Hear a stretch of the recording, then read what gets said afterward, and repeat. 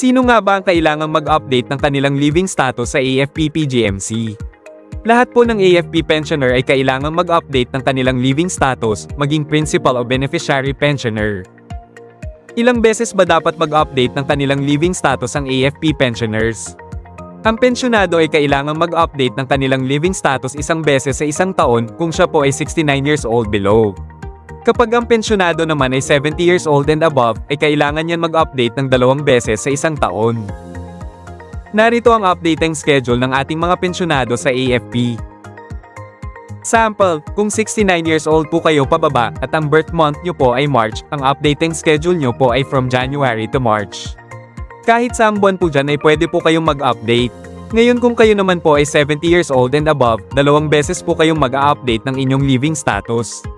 Halimbawa, March ang inyong birth month, ang first update nyo po ay from January to March, ang second update nyo naman po ay from July to September. Ano po ba ang mga requirements during updating?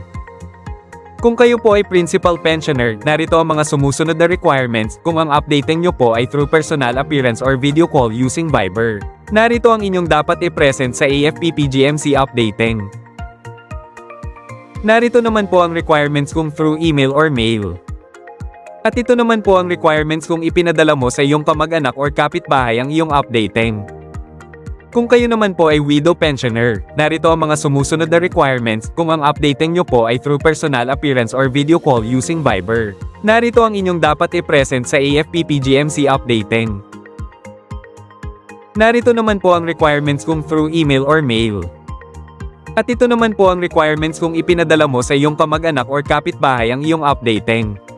Kung kayo naman po ay parent ng namayapang sundalo, narito ang mga sumusunod na requirements kung ang updating nyo po ay through personal appearance or video call using Viber.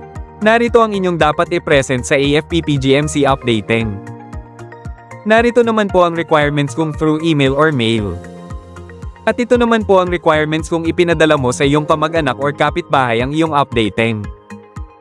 Kung kayo naman po ay anak ng namayapang sundalo at 17 years old below, narito ang mga sumusunod na requirements kung ang updating nyo po ay through personal appearance or video call using Viber. Narito ang inyong dapat i-present sa AFP-PGMC updating. Narito naman po ang requirements kung through email or mail.